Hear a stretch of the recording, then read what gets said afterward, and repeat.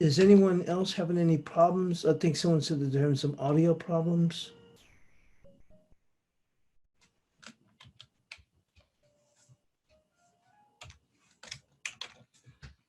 I saw someone was stating they were having some difficulty hearing.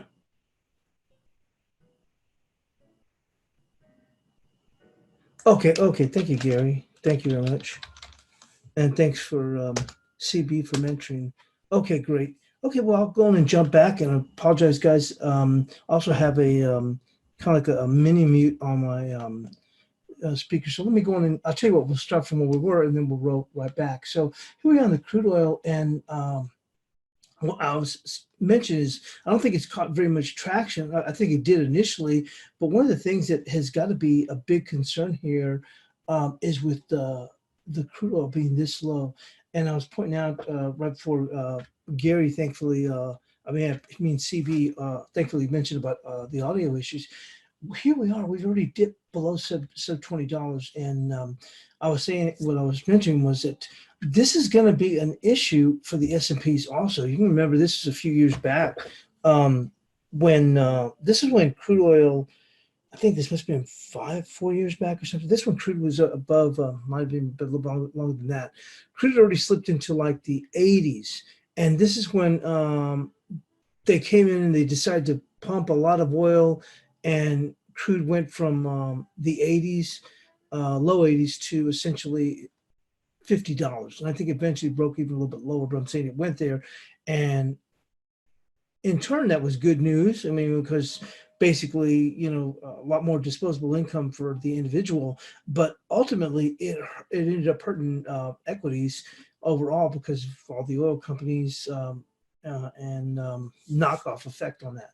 But I'm saying is when you dip down to $20, we actually gone sub $20. I'm surprised how well the S&Ps, although they did open much weaker, are doing. And we'll go on and roll back into the S&Ps. Let me pop back into that. Bear with me.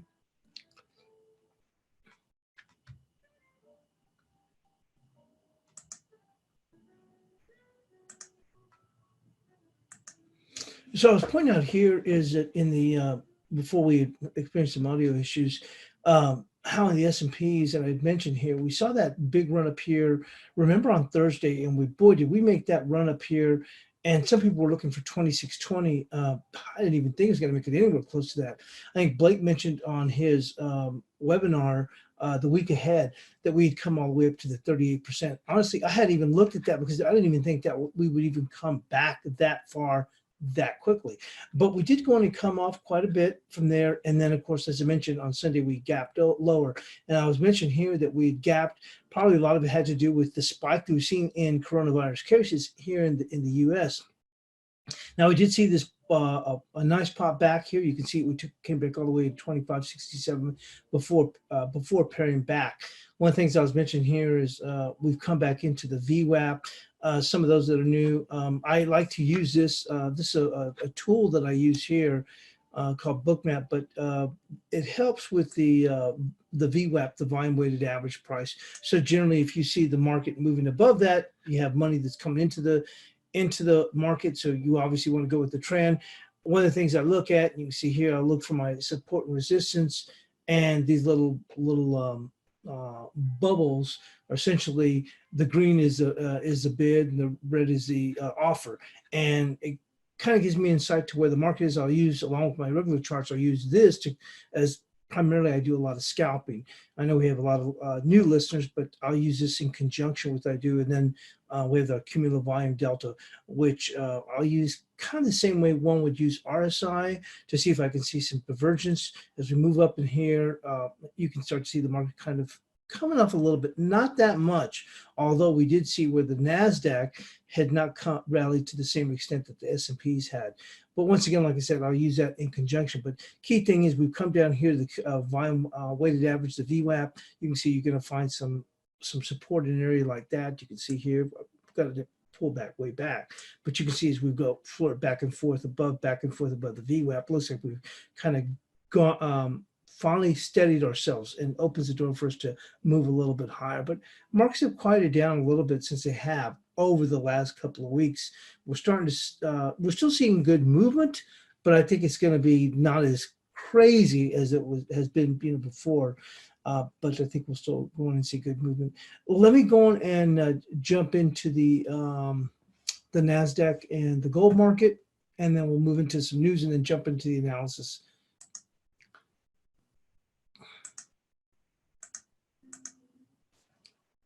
And getting back to this, here's the NASDAQ on the left-hand side. Same thing here with this, using this tool, and then the gold market here. Certainly we've come off in the gold. We did have that big run-up in gold. In the futures, a lot of it had to do with concerns with that was predicated off the coronavirus, because the gold market here, which is here in the U.S., at the COMEX, is settled in 100-ounce bars, and there was concerns that a lot of the flights coming out of London or coming out of the UK were being canceled, or there were restrictions, and they were not going to be able to go on, and concerns with the settlement of that contract, because the bars that were available are 400-ounce bars. So you saw this huge spike up, essentially a disparity between cash gold and gold futures, and that disparity got as wide last week as $75, and even at the close, it was still a spread of $45. And generally, gold and gold spot are going to trade about maybe a $2, maybe at the most a $3 differentiation. So we certainly had that, and we saw gold futures at least starting to come back in a bit. CME quickly came up with a contract that would allow for settlement for 400-ounce futures. People have questioned whether that's going to really work, but at least it may have alleviated in part some of the pressure. With that, let's go and take a look real quickly where we stand here on news.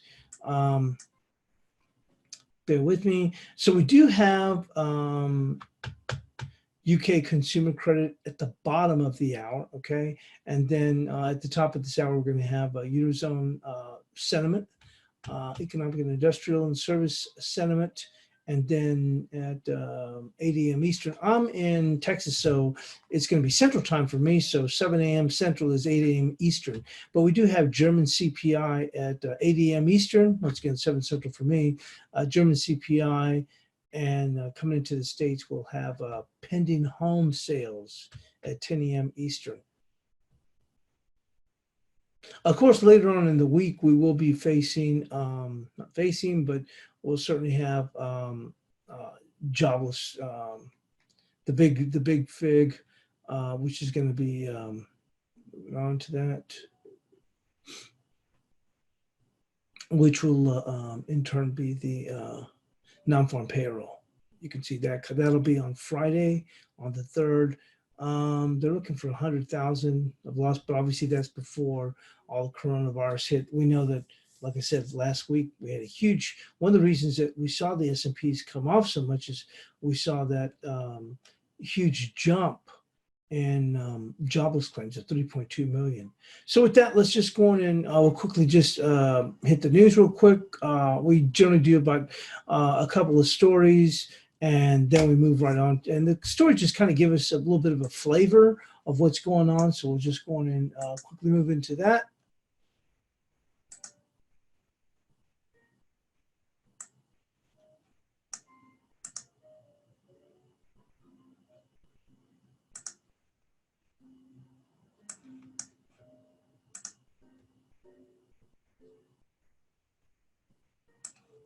Actually, we mentioned about that. Let's just go on quickly.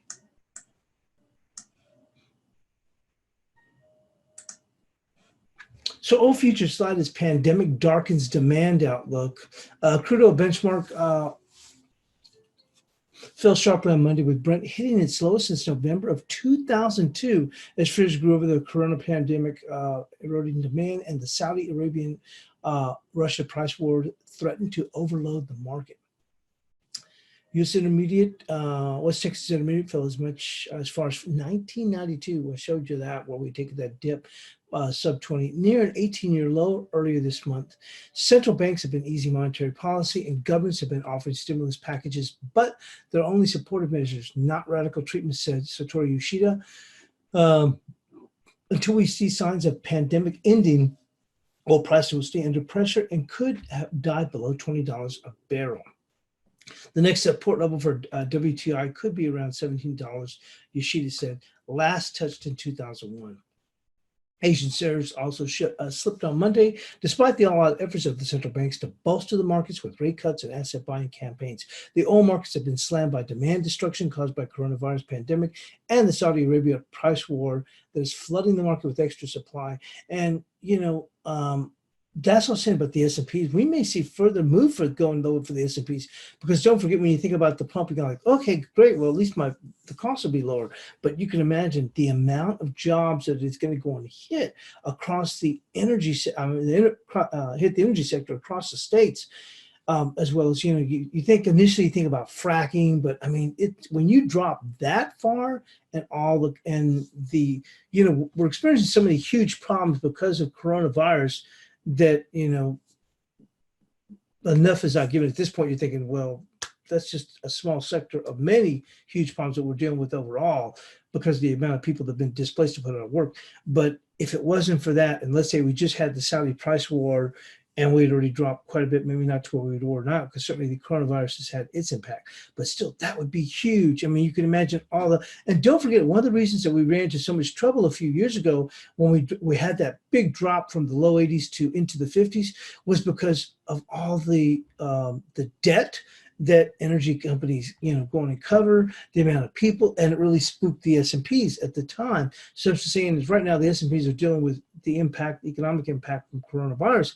But I'm just saying is when you add this on, this is really going to put some pressure. I'm surprised that the S&Ps are where they are at this point. I think a little bit, I want to say it's being glossed over, but I mean a little bit is being viewed from the prism of just, wow, the coronavirus, but this is going to have a huge, huge impact. Well, I think that we could see the S&Ps, and I've not been one to say, no, we're going to go to heck in a handbasket. But when you fall this far, remember we got that bounce, just to give a little bit of background. Remember, we had dipped and we got low into, I think it was like 2030 something. 2037 or something like that. And then we saw some talk. And then also I think Pompeo had called the Saudis, and then they said, yeah, we're going to try and do something. And we saw crude oil bounce back to lows like $27. I mean, almost 28. Now look at where we're at right now, back down to $20. So I'm just saying this is going to have a huge, huge impact. I mean, you can not only the energy sector, but I mean, think of even the employment here in Texas is really going to be hugely impacted. And it's not just that, it's the amount of debt that these companies, a lot of companies are just going to flat out go underwater, go out of business. And what about the impact of the amount of debt that they would owe? What happens then? You see what I'm saying? So this is going to have a huge, huge, huge impact. Generally, we don't cover the crude oil futures or crude oil is one of our stories, but I thought that's going to have a huge impact looking out as far as the general indices. Anyway, that being said, an official from Saudi Arabia's energy ministry said on Friday, the kingdom was not in talks with Russia to balance oil markets despite rising pressure from Washington to stop the rout that has cut prices by more than 60% this year, with world demand now forecast to plunge 15 to 20 million barrels per day, a 20% drop from last year's. Analysts say massive production cuts will be needed beyond just OPEC. Saudi Arabia and Russia could not mend their differences, but there's not much OPEC could do. The demand shock from COVID-19 is just too big, said Laichin Shah. The contango spread between the May and November Brent crude futures reached its widest ever at $13.45 a barrel, while the 6-month spread over the U.S. crude broadened to minus $12.85 a barrel, the widest since February of 2009. Prompting prices are lower than the futures. Prompt prices are lower than those in the futures markets in a contango market, encouraging traders to store oil for future sale. So let's go on and just quickly move on to the quick overview of the dollar story, and then we'll move on to the analysis. Just want to touch on this.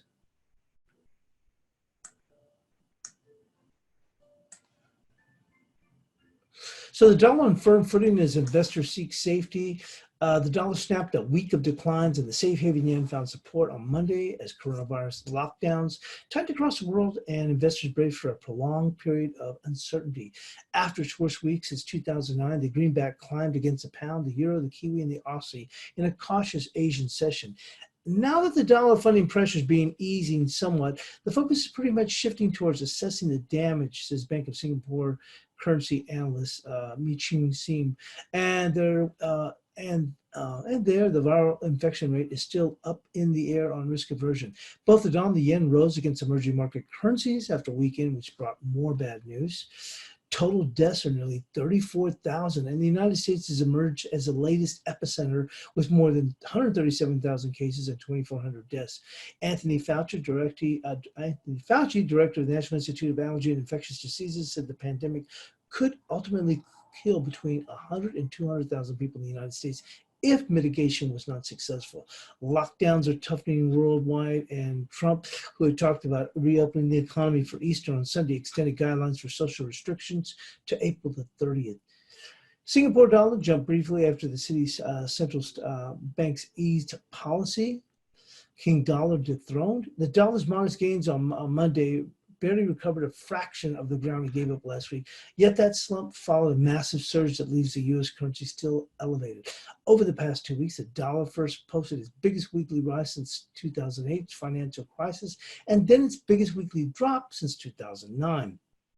Risk aversion has been more important to the direction of the dollar than the traditional interest rate differentials, Standard Chartered's analyst said in a note. For the dollar to surrender some of its recent gains, investors would need to shift their preference back to a broader basket of safe haven assets. Monday's bond rally showed some signs of broader flight to safety, but a fall in gold and softness in the yen and Swiss franc suggests investors still favor dollars above all. We aren't wavering our long bullish dollar emerging market view, says Jason Dow, head of emerging market society at Societe Generale.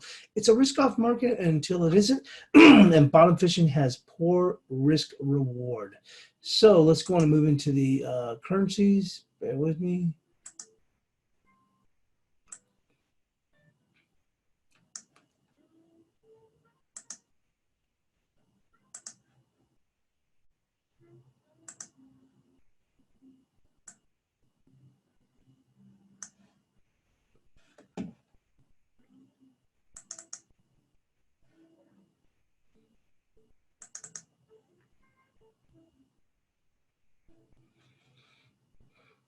So for those listeners that are new, we do have our bias chart. Blake used to do this a few years back when he was with Rise Trade, and the bias chart I do here is done daily, and the focus is more towards shorter term time frames. So the support and resistance is basically support and resistance that you're looking at for the next 24 hours, from here on out to the next 24 hours.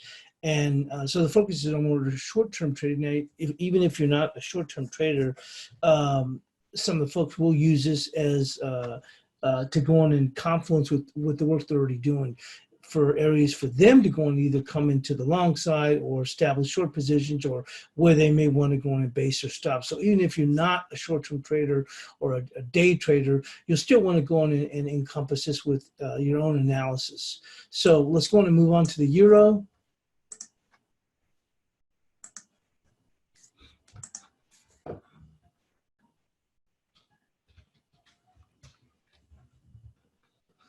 Oh, we did have one heck of a run. Look at this. Boy, the euro really came like a phoenix from the ashes.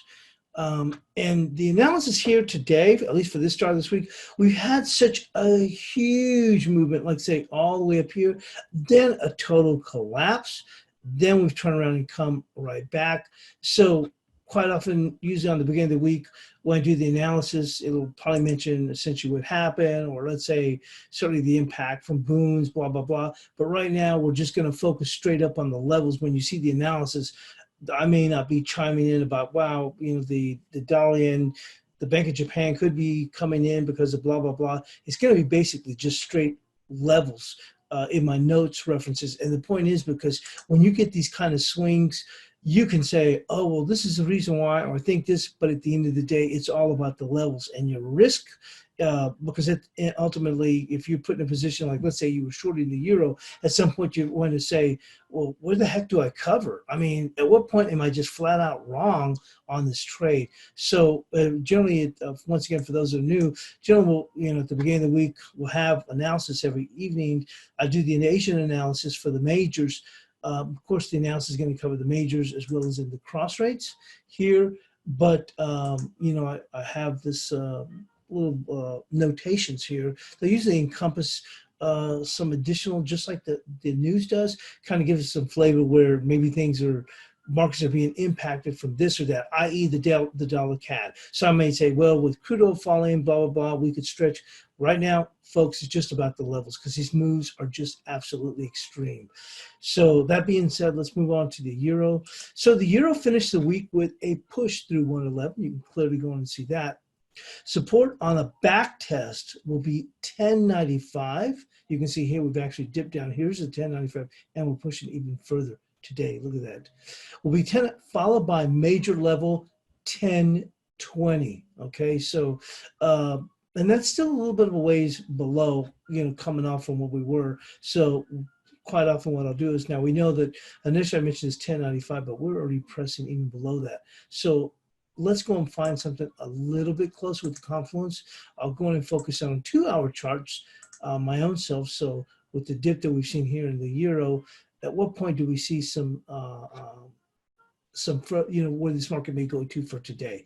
Well, coming across right here, you can see the amount of volume with these touches, because these are 2-hour. This is a 2-hour chart, so it's not as if it's a 5-minute. We do see a bit of a congregation right here in this area, which would be right there at 1032. There's some additional support coming here at 1050. So for today, let's go on and mark off 1050 right here.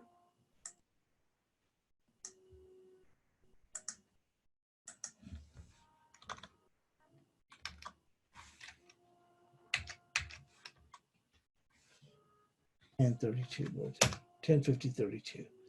Now, as far as on the upside,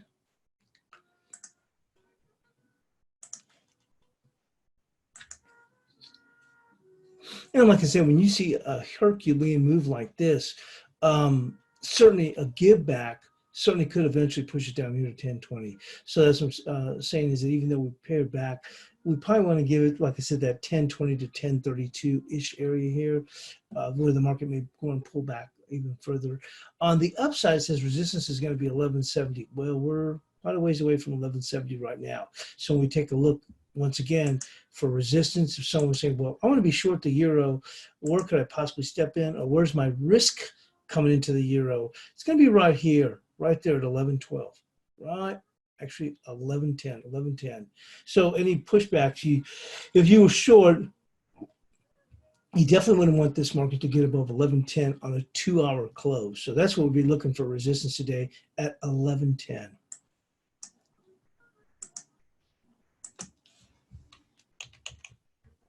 Now, the buys have been bearish, but once again, like I said, and certainly it was well deserved with the fall that we'd seen here. Let's go and move back into the daily. But after this move, once we got back above 1020, that was key. So for us to close above 1020, we'd have to go in and shift this back to bullish, although it's going to be potential we can swing back. We could come back, realistically, could come back as low as 953, but at least for now, we'd have to go in and give it a bullish bias for now. But like I said, the swings have been, and the movements have been so volatile. We've gone from bullish to extremely bearish. Now we're coming back up, but getting back above 1020 was certainly key for the market. Let's put this here. Almost a bit of a pivot here. Let's go move into the cable now.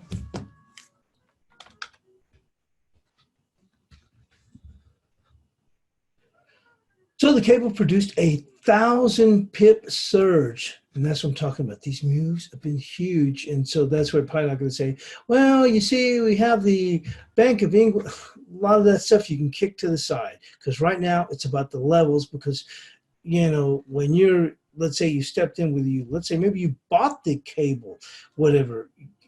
and you go in and rally up 300 pips. It's not about, well, we think it's this news or that. Look, the markets are moving and some people are just getting run over. And once the market hits beyond this level, you can see right here, you can see all the amount of touches. So once we got past 2161, I'm sure we tripped a lot of steps. Notice how when they got above 2161, they came back, and look where they came right back to 2161. They took it out a little bit further. And once they held here after dipping back, this thing just surged because all the stops are getting hit at, and now at 2285, certainly with this doji here, tripped on even more stops and we pushed beyond that. So hence my point is to focus just on the levels right now. So cable produced 1,000 pip surge following finishing near 125, with 2461 being the 50%. And we're going to go and take a look at that for context.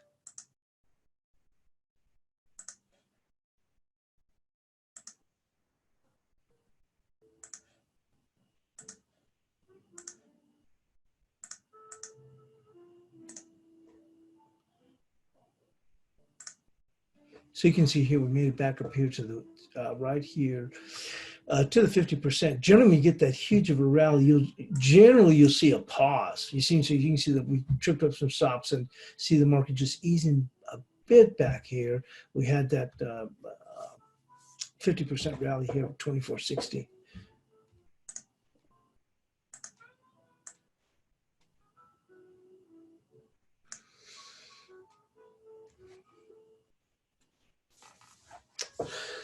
So once again, cable produced 1,000 pip surge, finishing near 125, with 2461 being the 50% of the move from 1408 to 135.13.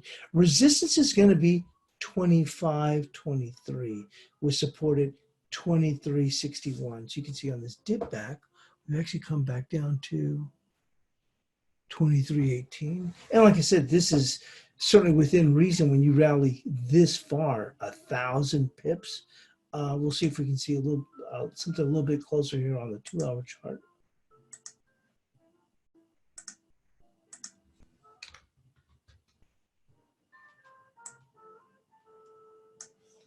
You can see the touches coming here. The volume, because you can see here, close, open, right here. And that's going to come in at 23.26. That's actually the market found support, 23.26.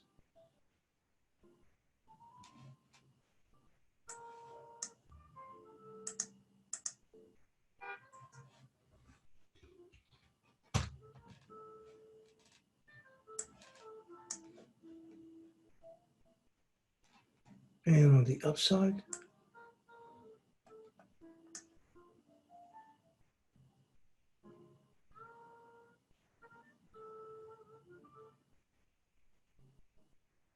$24.23,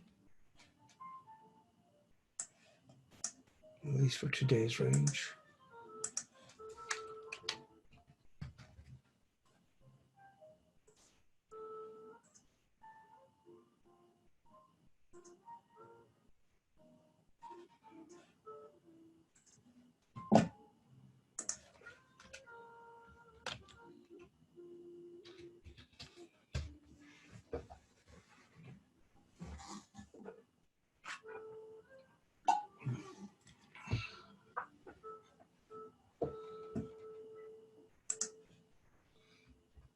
So let's quickly get going on. So here we have the Aussie dollar.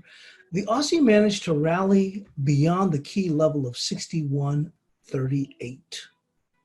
Pull this down here.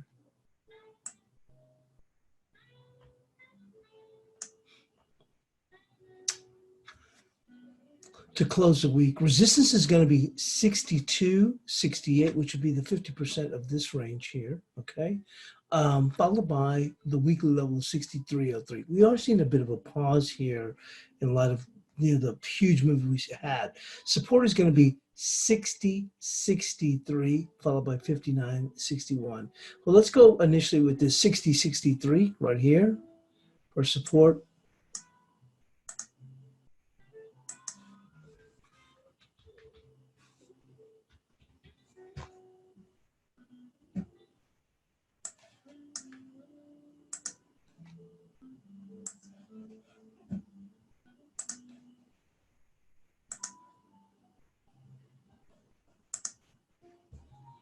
and looking for resistance. You can see some pretty good volume coming right across it. You see that here?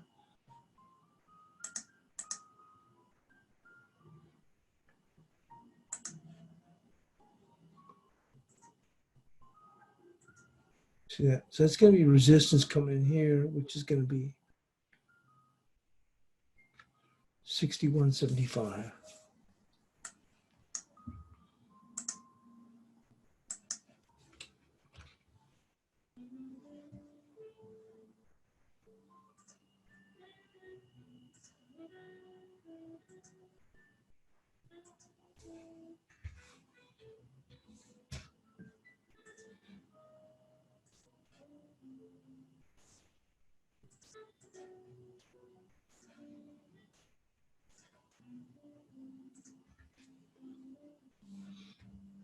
And with that, let's go and move into the Kiwi.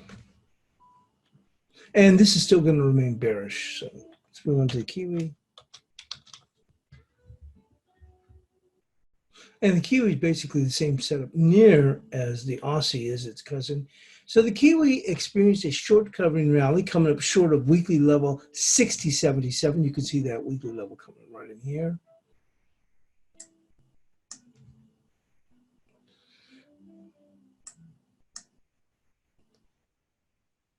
Coming up short of weekly level 60.77.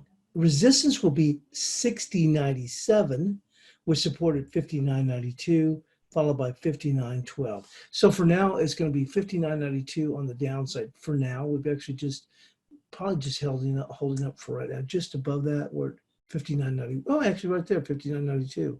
So that is support, 59.92.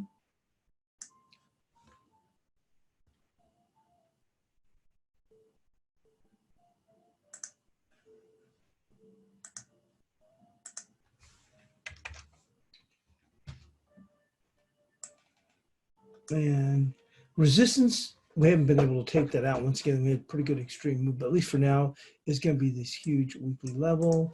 We can pare this back.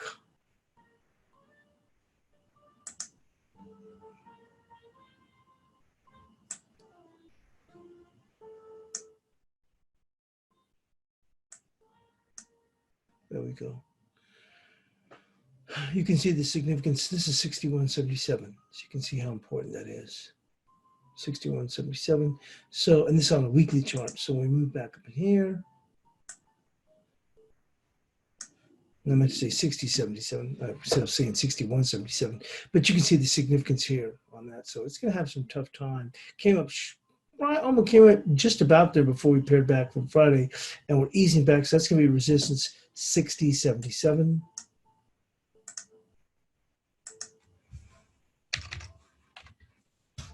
That will still remain bearish in itself. Let's go move on to the dollar CAD.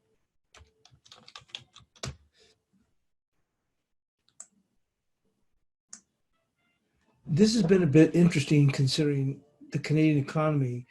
A good portion of it depends on energy. So, but this has a lot to do more with the Fed stepping in with trying to address the dollar funding crisis. And to a certain extent, even equities, there's concerns, that maybe the dollar's paring back because the losses we're seeing here in the equities. But then again, we're seeing those across the board around the globe. But nonetheless, getting back to the dollar CAD finished the week sub 140, having broken key level support at 42 even. The pair is oversold, taking out 40.07, which is a 38% of 29.50 to 46.61. Resistance is going to be 40.65, followed by 41.64. So we've already made a challenge up in here. You can see almost all the way back up here to 41 even. We'll take a look at a 2-hour chart, see if we can find something a little bit closer. Because like I said, this was a huge pullback. And I think the potential is for us to come back on that. So you're looking here, this right here, this key level here comes across. That's going to be 41.62.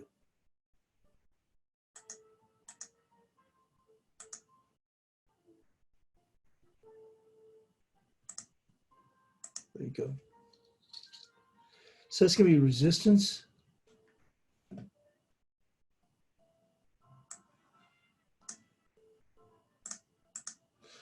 certainly the bias is still bullish.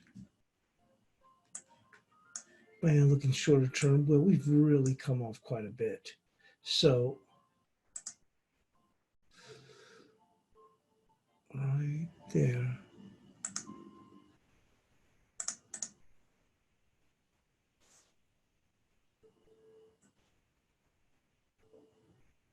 There you go. So at least for today, this is what we're looking at. 40.13. But like I said, these moves are so big. Our analysis, our levels are probably closer. But once again, these moves that we've seen, 1,000 pip rally and in the cable, 400 pip rally or 400 plus pip rally in the euro. I mean, it's just like, pullbacks is going to pulling back 100 pips is nothing. So, but let's go on and move on now to the dollar peso.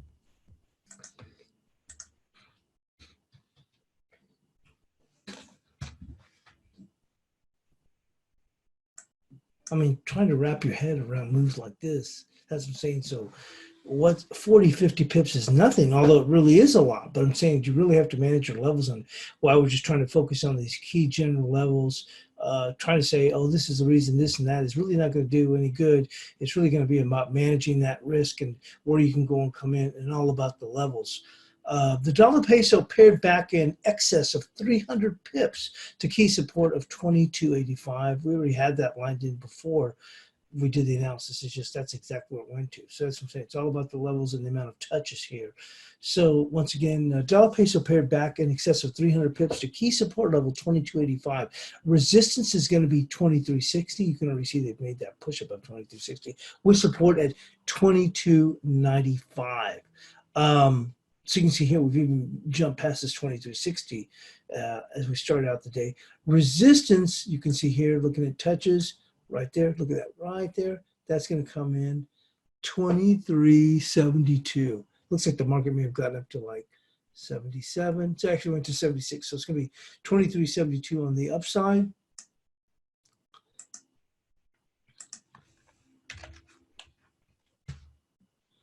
And support, we'll try and clean that up a little bit closer.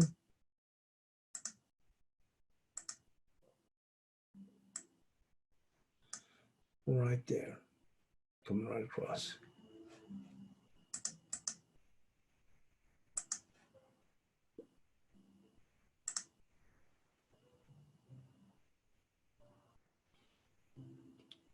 $23.19, call basically $23.20.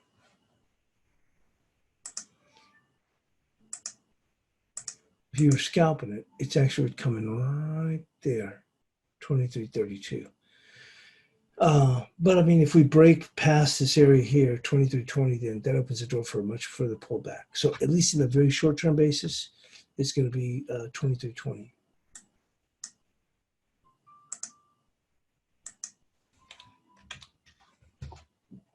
Let's move on to the dollar yen.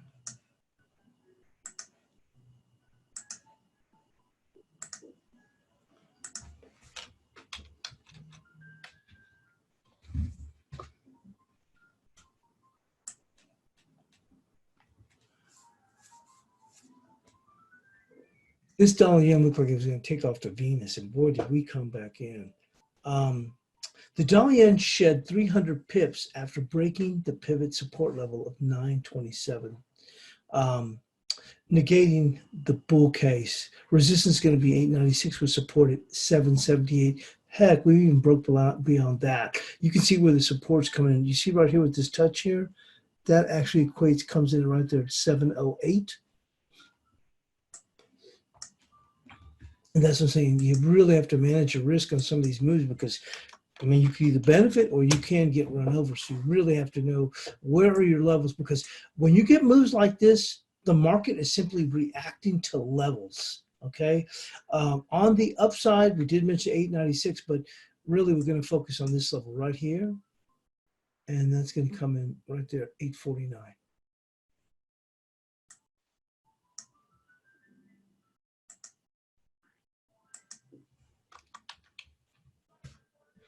And this is now bearish.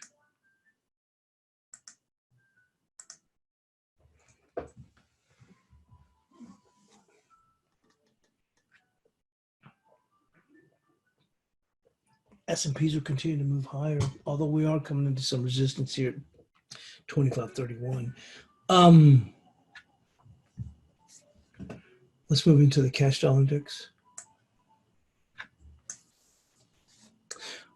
Just to give you an idea, let me go on and we'll move into that quickly.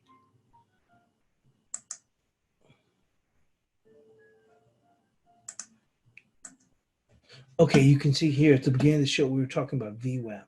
See that right there? And we said, hey, we've been going back and forth about VWAP, but we said, hey, it looks like we're finally starting to get a little bit of, actually, coming on here, we'll finally get a little bit of a push up in here. We did back and challenge VWAP, reclaimed it. You can see right here in VWAP, and look at this market starting to pull away. But we are coming into some resistance right there. You see that? Coming right across here. May get a bit of a pause. Right here.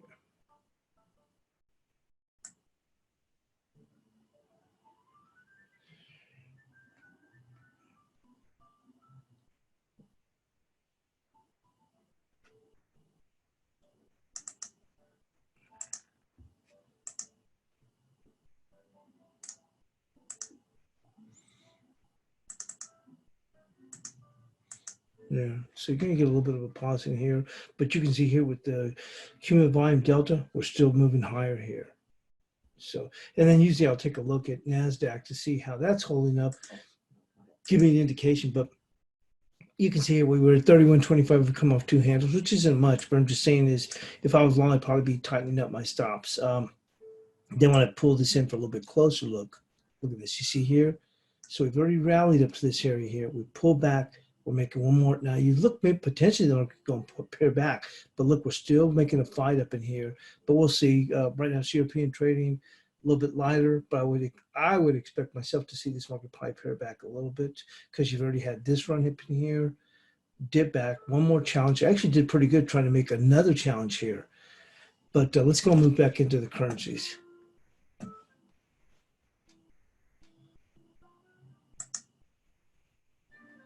Once again, it depends on your outlook. I'm a scalper, and I like to trade the S&Ps, but let's go and move in now to the dollar index.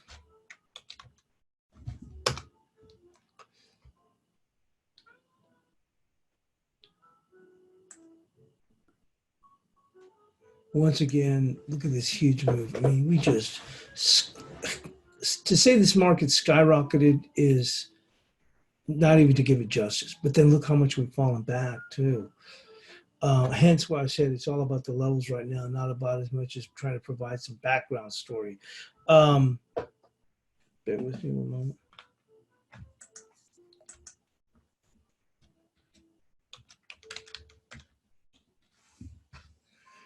So moving on to the cash dollar index. What the heck? Okay, the cash dollar index collapsed 400 ticks, finishing on the week's lows. Support is going to be 98.44. Looks like that's where we went to. Well, actually, we closed it, but I said, you know what, it's a little bit of overshoot. So not once again, 98.44, followed by 97.89. Resistance is going to be 98.87. We've already made a challenge almost at 99, followed by 99.38. So we'll stick with that, which was going to be 98.87. We actually overshot a little bit and overshot to 98.44, but some context. So 98.87.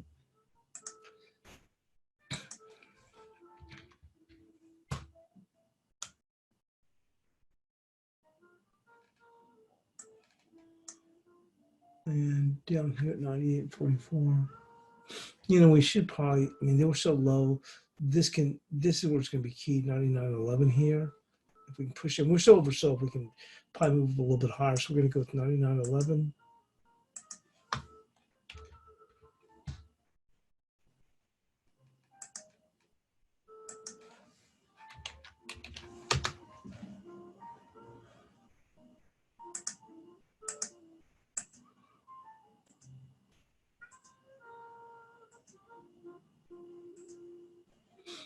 Let's go move into the Kiwi yen. That wraps up the majors, and from there we'll move into the cross rates.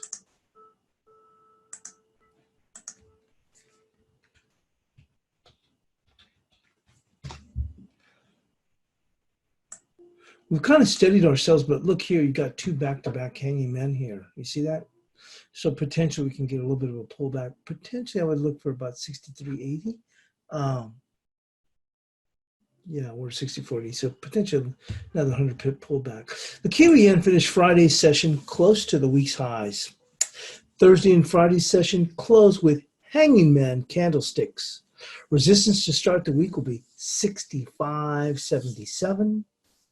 We support at 64.16, followed by 63.42. So we'll go 64.16 and 65.77.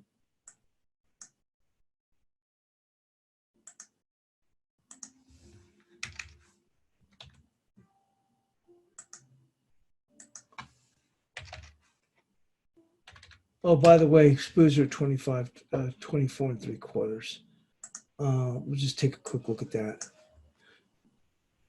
And I just want to show you how I use that so we can quick. I want to show you real quick.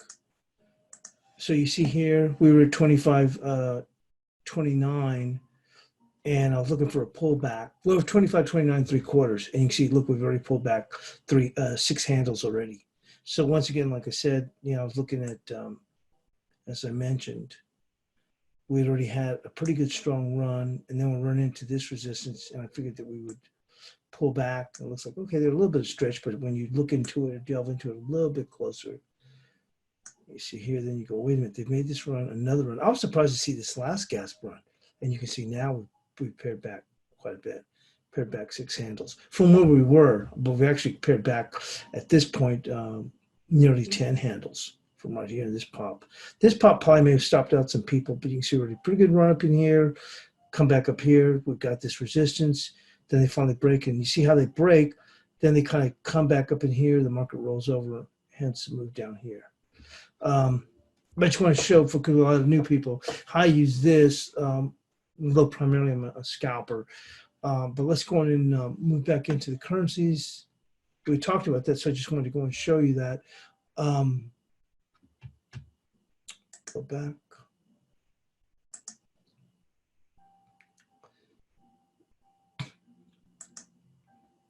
Let's go and move in now to the euro yen.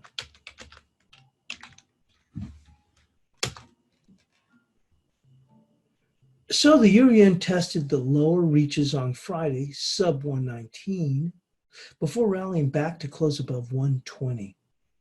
Resistance is going to be 20.58, followed by 20.95. Support will be 1971, followed by 1925. We can see here we've already tagged this 1925 and dipped even lower. We mentioned the resistance was going to be 20.58. And the market actually opened lower here and continued to flush down here. So resistance at this point, we'll actually go and take a look here on the shorter time frame. You see these touches coming across here? That's going to be resistance. You see that right here? So it's going to be 1997.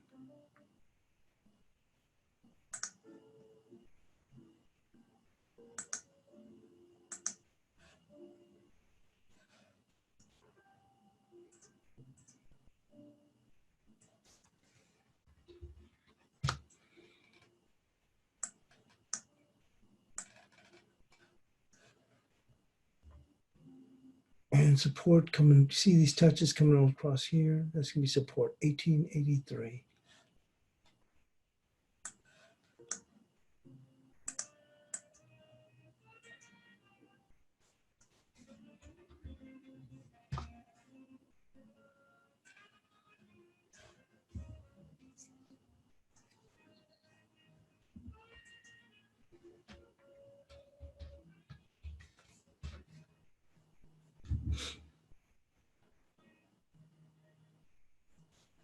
Moving on to the Euro-AUD, and you can see, like I said, these huge moves are just spiky.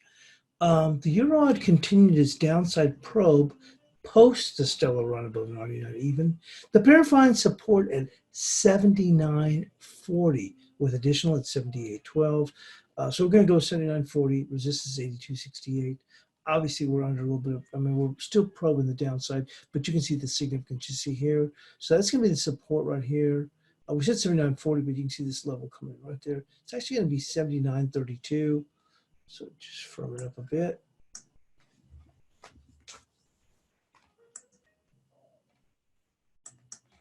Now this market is still bullish, but obviously it's starting the week with a little bit of further downside testing. So 79.32 doesn't mean we can't push a little bit beyond that. Might even try and challenge down here, but for right now, we'll stick with the 79.32. And then on the upside, let's go on and take a look what we have. Certainly you can see right there the 82, but let's see if we can find something a little bit closer where we might trigger moves further up. So you can see immediately I'd go right there, which is really 83.24. If you want to tighten it up a bit here, this is where they're going to trigger the stops right there. 82.78. That's, think of it, that's still 200, over 200 pips away. If you're trying to find something more medium, look how far the SPOOs have fallen. Now all the way down to 25.17. Remember, we were talking about that was at 25.29, so we've already shed 12 handles. But this will be the trigger right there, which is going to be 82.73. It's still a long ways off.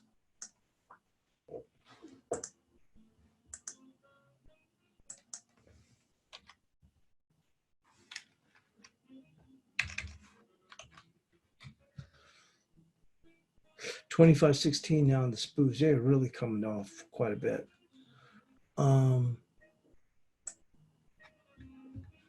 Let's go move into the Euro Kiwi.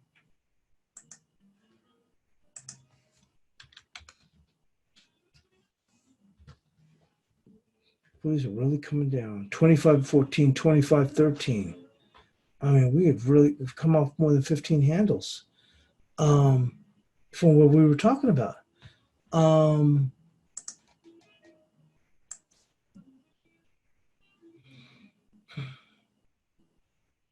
Euro Kiwi has the same technical complexion as the Euro Odd. Support is going to be 83.13, followed by 81.29. So it's going to be with 83.13.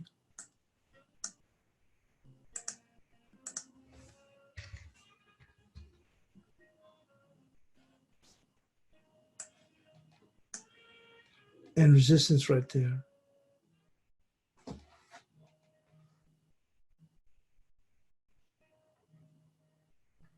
$85.99.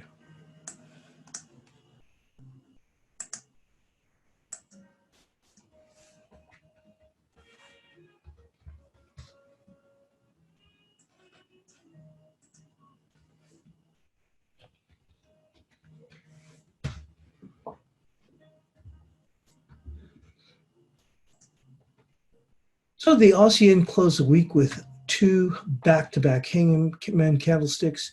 A pause to the upside is possible to start the week with resistance at 67.33. You can see this coming here, but support is going to be 65.22. So we're looking at 65.22 on the downside.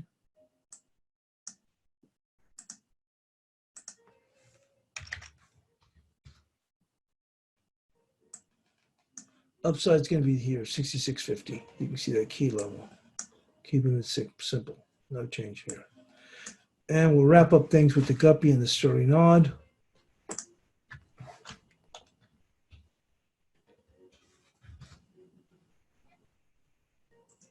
Guppy continued its rally from a sheer collapse. Resistance is going to be 34.15. You can see it looks like we just tagged that. So 34.15.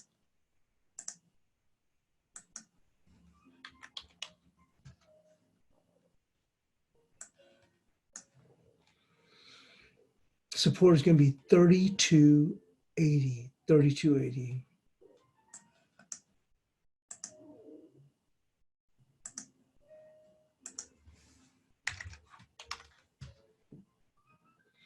And lastly, let's wrap it up with sterling odd.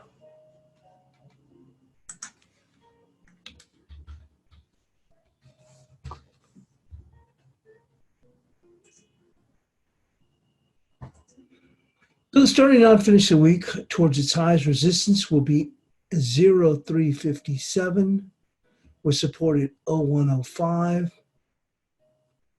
followed by 99.86. So you can see here the market's trading in a very, very tight range to start the week out. We'll take a look at the 2 hour, see if we can find something here.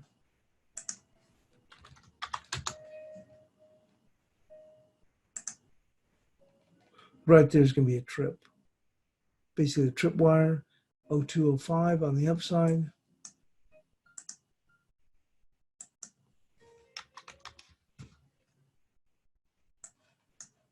Support right there. Actually, you can almost go right there where those touches are, which is going to be 0070.